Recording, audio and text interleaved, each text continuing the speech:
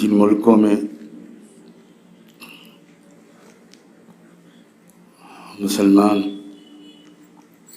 دوسرے غیر مسلم لوگوں کے ساتھ رہتے ہیں، وہاں رہنے والے سمجھدار مسلمانوں کے ذہن میں ایک سوال آتا ہے کہ ہمیں اپنے غیر مسلم برادران وطن کے ساتھ کیسا تعلق رکھنا چاہیے، کیا برتاؤ کرنا چاہیے۔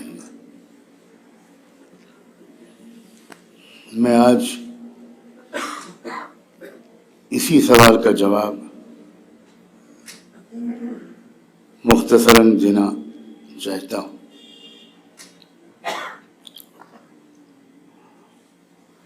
مولانا آگے آ جائیں۔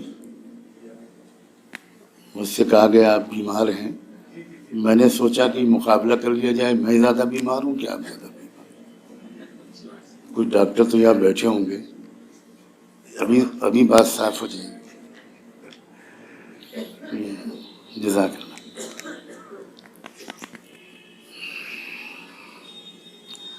قرآن مجید کی سورہ ممتحنہ میں اس سوال کا بہت صاف لفظوں میں اللہ تعالیٰ نے جواب دیا ہے۔ ویسے تو مختلف مقامات پر قرآن میں اس مسئلے پر اللہ تعالیٰ نے صاف صاف رہنمائی فرمائی ہے، لیکن سورہ ممتحنہ کی آیت نمبر 8 اور آیت نمبر 9 میں اللہ تعالیٰ نے بہت ہی صاف کر دیا ہے اس مسئلے کو۔ آیت نمبر 8 میں اللہ نے ارشاد فرمایا ہے، لا ينهاكم الله عن الذين لم يقاتلوكم في الدين ولم يخرجوكم من دياركم أن تبروهم وتقسطوا إليهم۔ جو غیر مسلم تم پر ہتھیار نہیں اٹھاتے، تم سے لڑائی نہیں کرتے، اور جنہوں نے تم کو تمہارے گھروں سے نہیں نکالا، تمہارے وطنوں سے نہیں نکالا، اللہ تعالیٰ تمہیں ہرگز نہیں منع کرتا کہ تم ان کے ساتھ اچھے سے اچھا سلوک کرو، ان پر احسان کرو، ان کے ساتھ حسن سلوک کرو۔ ظاہر ہے کہ کروڑوں کی تعداد میں ملکوں میں جہاں مسلمان غیر مسلموں کے ساتھ رہتے ہیں، وہاں بڑی تعداد، بہت بڑی تعداد، بڑی غالب اکثریت ایسے ہی غیر مسلم لوگوں کی ہوتی ہے جو اپنی زندگی گزارتے ہیں اور کوئی مذہبی تشدد اور جارحیت نہیں کرتے۔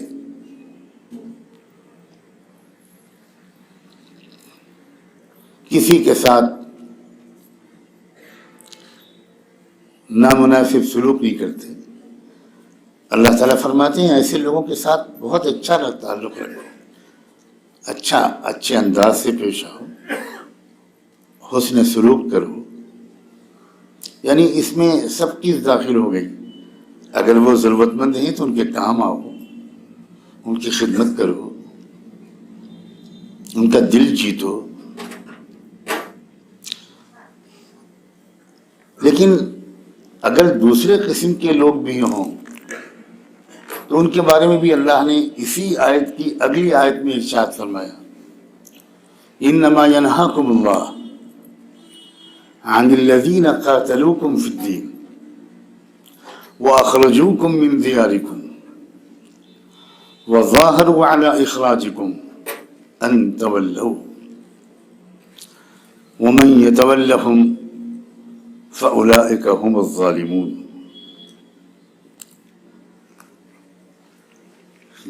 البتہ جو لوگ تم سے جنگ کریں، تم پر ہتھیار اٹھائیں، تم سے لڑائی کریں اور تم کو تمہارے علاقوں سے نکالنے کی کوشش کریں، نکال لیں، وَأَخْرَجُوكُم مِّن دِيَارِكُمْ وَظَاهَرُوا عَلَىٰ إِخْرَاجِكُمْ، اور دوسرے نکالنے والوں کی مدد کریں. میں زیادہ تفصیل میں تو نہیں جا سکتا. کیا عجیب معجزہ ہے قرآن کا. کچھ لوگ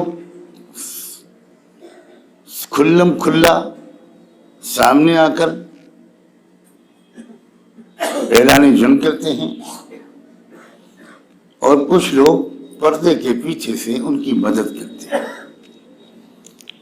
یہ کردار صرف آج ہی نہیں ہے، قرآن یہ بتاتا ہے کہ یہ بہت پہلے سے ہے.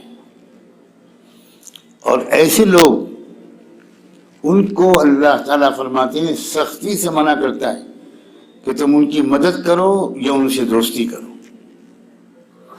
تولوہم، عربی زبان میں تولی اور ولایت کے دو مطلب ہوتے ہیں، دوستی کرنا اور مدد کرنا.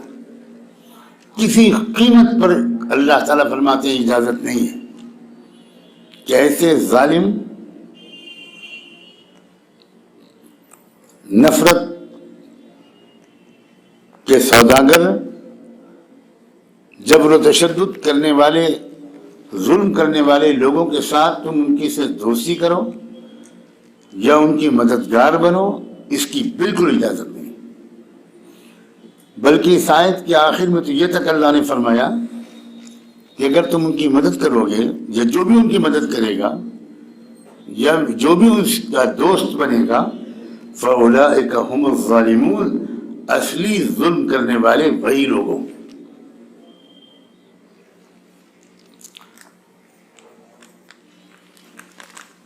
جب کبھی کسی ملک میں مشرکانہ اور جارحانہ ایگریسو قسم کی جاہلیت والے لوگ، ان کے پاس طاقت آ جاتی ہے تو طاقت کا نشہ دنیا کا سب سے خطرناک نشہ ہوتا ہے. تو وہ مجبور کرنے لگتے ہیں، دباؤ ڈالتے ہیں اسلام اور توحید والوں پر کہ کسی طرح توحید والوں کو بھی وہ اپنے جیسے مشرک بنا دیں. طرح طرح کی پریشر ٹیکٹک ہوتے، طرح طرح سے دباؤ کے حربے ہوتے.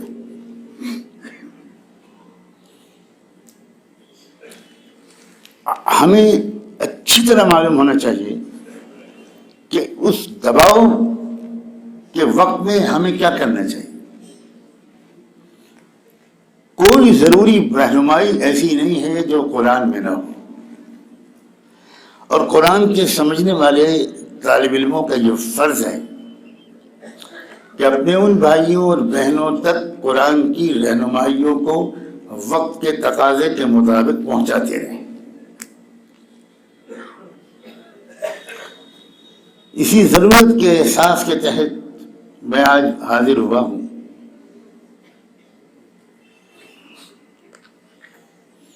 یہ دباؤ جو آج ڈالا جا رہا ہے، پوری طرح دباؤ بڑھ رہا ہے اور ابھی اور بڑھے گا.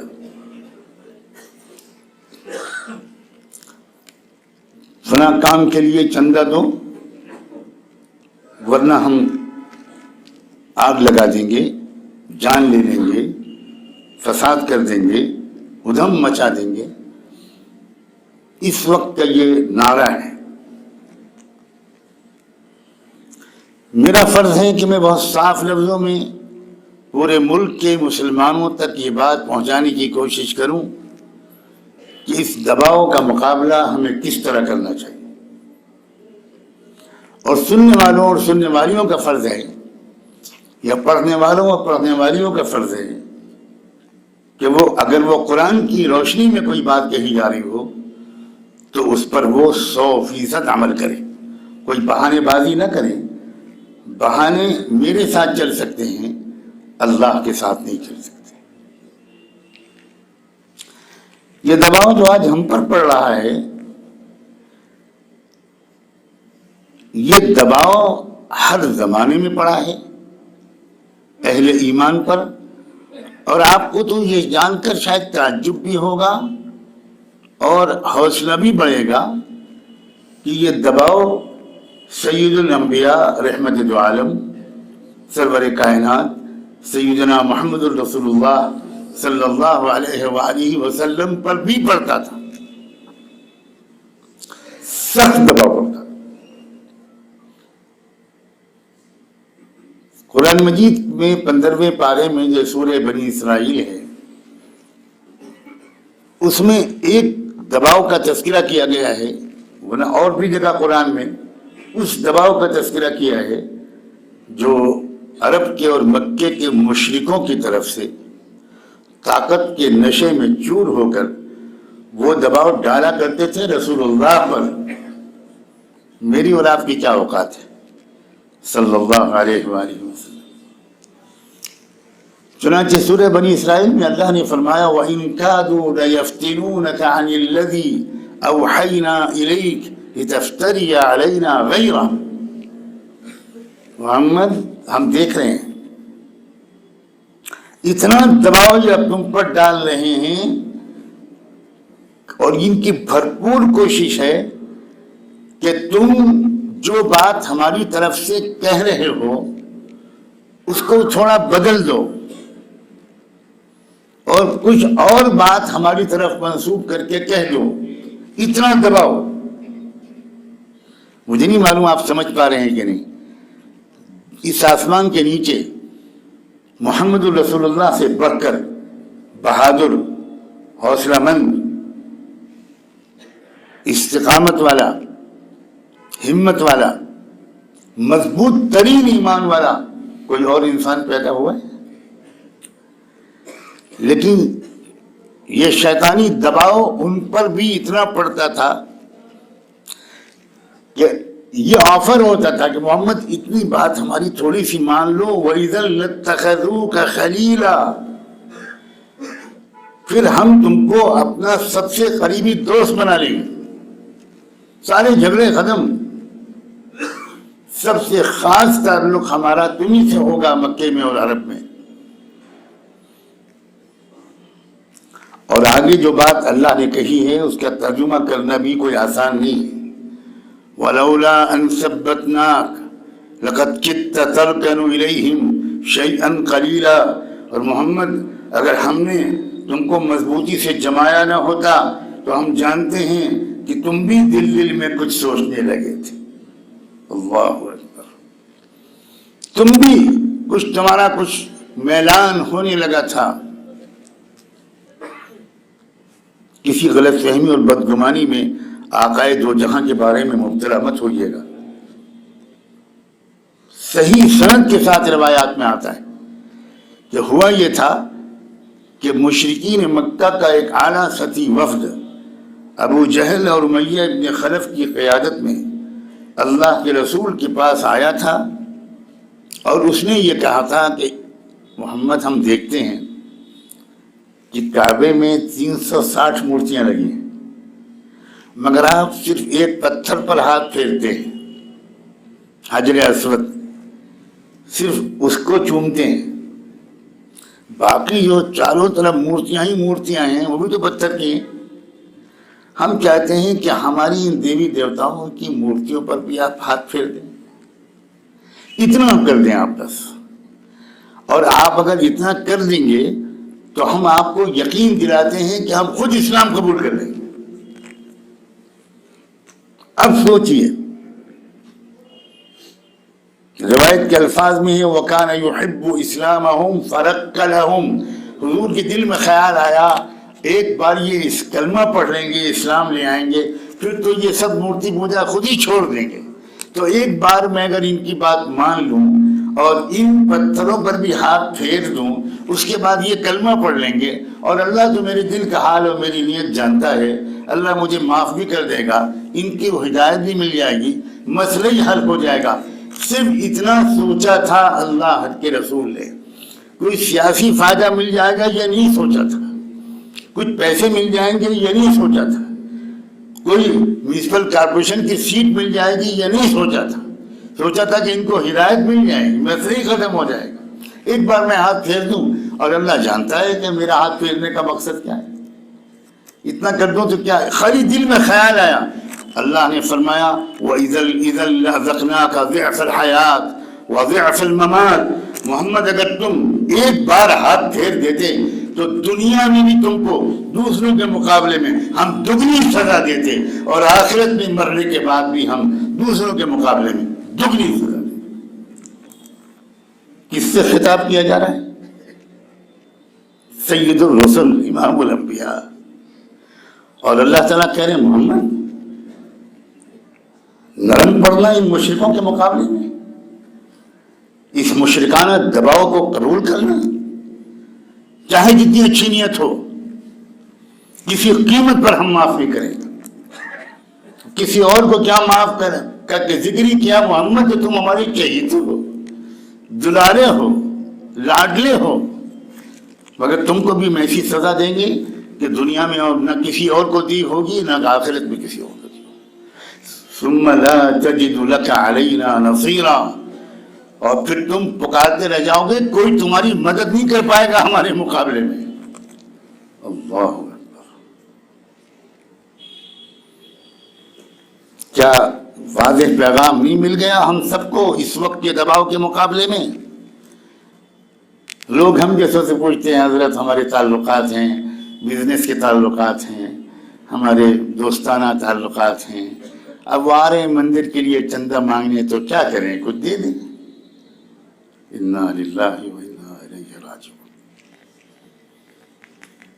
بھارت کے مسلمانوں کا ایمان کمزور ہوتے ہوتے اس درجے پہ پہنچ گیا ہے کہ اب وہ شرک کی مدد کے لیے تیار ہو رہے ہیں، اپنے بزنس کے فائدے کے لیے۔ ایک اور آیت پیش کرنا چاہتا ہوں، وَلَا تَرْكَنُوا، سورہ ہود کی آیت ہے، وَلَا تَرْكَنُوا إِلَى الَّذِينَ ظَلَمُوا فَتَمَسَّكُمُ النَّارُ، ان ظالموں کی طرف ذرا بھی جھکاؤ مت اختیار کرنا ورنہ تم کو بھی جہنم میں گرا دیں گے۔ یہ صحابہ سے کہا جا رہا ہے، یہ ایمان والوں سے کہا جا رہا ہے، اس زمانے کے ایمان والوں سے۔ وَلَا تَرْكَنُوا إِلَى الَّذِينَ ظَلَمُوا فَتَمَسَّكُمُ النَّارُ وَمَا لَكُم مِّن دُونِ اللَّهِ مِنْ أَوْلِيَاءَ، اور اللہ کے عذاب پر سے بچانے والا تمہارا کوئی ہوگا نہیں، کوئی مددگار نہیں ہوگا۔ ثم لا تنصرون، یہی وہ بات ہے جس کو کہنے کے لیے، کیونکہ اتفاق سے آج میں آ گیا سفر سے، جمعے کا دن تھا تو یہ موقع ملا تو میں نے چاہا کہ یہ بات آپ تک پہنچاؤں، اور آپ خدا کریے اس کو لاکھوں لوگوں تک پہنچائیں اور اب مضبوطی سے جمیں۔ یہ میں ہر گفتگو میں کہتا ہوں، یہ عام قسم کے سیاسی حالات نہیں ہیں، یہ چھٹائی کا وقت ہے۔ جس کے دل میں اپنی بزنس دوستی کی ترجیح زیادہ ہوگی وہ ایمان والوں کی فہرست سے نکل کر نفاق اور کفر والوں میں جا کے کھڑا کر دیا جائے گا، چاہے وہ 50 سال سے نماز پڑھتا تھا، لیکن اگر اس نے اس دباؤ کو قبول کر لیا تو پھر بس خیریت نہیں۔ اللہ تعالیٰ نے مضبوطی کے ساتھ ایمان پر قائم رہنے کی توفیق دی۔ یہ بھی یاد رکھیے، میں نے پہلے ہی کہا تھا، کروڑوں کی تعداد میں وہ لوگ ہیں جو کوئی دباؤ باؤ نہیں ڈالتے، اچھے لوگ ہیں، اچھے انسان ہیں، اپنے کاروبار میں لگے ہوئے ہیں، وہ قطعاً دشمن نہیں، ان کے ساتھ اچھے سے اچھا سلوک کیجیے، دل جیت لیجیے ان کا۔ لیکن جب مسئلہ آ جائے دباؤ کا، جب مسئلہ آ جائے دھمکیوں کا، جب مسئلہ آ جائے ایمان کے چھین لینے کا، مجھ سے کسی نے سوال کیا تھا، ہمارے مشرقی یو پی کے ایک بڑے عالم نے، کہ مولانا اس وقت لوگ بہت پوچھ رہے ہیں، تو میں نے بہت تفصیلی مضمون اس سلسلے میں مارچ کے الفرقان میں لکھا ہے، بہت طویل مضمون ہے جس میں 20 دلیلوں کے ساتھ ان کو جواب دیا ہے، الفقان میں اس کو چھاپ دیا ہے کہ کوئی جواز نہیں ہے، کوئی بہانہ نہیں چلے گا کسی قسم کے دباؤ کو قبول کر کے شرک کی مدد کرنا، کسی بت کدے کی تعمیر میں مدد کرنا۔ اللہ تعالیٰ، میں اس لیے اسی کا ذکر کیا ہے کہ تفصیلی بات جو لوگ پڑھنا چاہیں وہ اس میں پڑھیں۔ میں جہاں موقع مل رہا ہے میں اس وقت یہ بات عرض کر رہا ہوں، لوگوں تک یہ بات پہنچا رہا ہوں۔ دلوں تک اتارنا اور دلوں میں ہمت دینا، استقامت دینا، حوصلہ دینا، توفیق دینا، یہ اللہ کا کام ہے۔ اللہ تبارک و تعالی ہم سب کو اس امتحان میں کامیاب فرمائے، ہمیں ثابت قدم رکھے۔ یہ بھی یقین رکھیے کہ کوئی بال نہیں بیکا کر سکتا اللہ کی مرضی کے بغیر۔ ہم کس اللہ پر ایمان رہے ہیں؟ گونگا بہرا ہے ہمارا رب، بے بس ہے، اسی طاقت کمزور ہے، RSS کی طاقت زیادہ ہے۔ وہ بیچارہ وہ اللہ تعالیٰ کچھ کر نہیں پاتا۔ انا للہ و انا الیہ۔ اللہ تعالیٰ کی حکمتوں کا تقاضا نہ ہو تو کوئی کچھ کر ہی نہ سکے۔ وَلَوْ شَاءَ رَبُّكَ مَا فَعَلُوا۔ یہ تو اللہ تعالیٰ نے بڑی حکمت کے تحت شیطان اور اس کے چیلوں چپاٹوں کو موقع دیتا ہے ہمیشہ، کیونکہ وہ اگر موقع نہ دے تو ہمارے ایمان کا امتحان کیسے ہو؟ کیسے پتہ چلے کہ کون کتنے پانی میں ہے، کس کا کلمہ خالی زبان پر ہے اور کس کا کلمہ دل کے اندر اتر چکا ہے؟ یہ امتحان لازمی ہے، اور یہ میں بار بار کہتا ہوں کہ بڑے پیمانے پر یہ امتحان تب آتا ہے جب سچائی کی، حق کی اور انصاف کی فتح کا وقت قریب ہوتا ہے، تب یہ امتحان ہوتا ہے بڑے پیمانے پر۔ اور اس میں جتنے لوگ ایمان پر جمے ہوئے اللہ کو نظر آ جاتے ہیں ان کو الگ کر دیا جاتا ہے، اور جتنے ڈھلمل والے، منافق والے، کمزور ایمان والے اور دنیاوی فائدوں کی خاطر اپنے ایمان کو بیچ دینے کے لیے تیار رہنے والے لوگ ہوتے ہیں، ان کو اللہ تعالیٰ الگ کر دیتے ہیں، اور اصلی اور خالص ایمان والوں کے ذریعے سے پھر حق کی مضبوط فتح ہوتی ہے، جس کا وقت بہت زیادہ دور نہیں ہے، تھوڑا وقت امتحان کا ہے اور وہ تھوڑا بڑھے گا۔ ہم کمزور ہیں، ہماری دعا اللہ سے یہ ہے کہ ہمارا امتحان ہی نہ لیجیے، ہمیں ہمارے ہم عیبوں کو چھپا لیجیے، اور اگر امتحان ہماری قسمت میں ہے تو اللہ آپ مدد فرمائیں گے تو ہم بچ پائیں گے، آپ نے مدد نہ کی تو ہمیں اپنے ایمان پر بھروسہ نہیں ہے۔ وآخر دعوانا ان الحمدللہ۔ صل على سيدنا محمد يا رب صل وسلم دائما أبدا على حبيب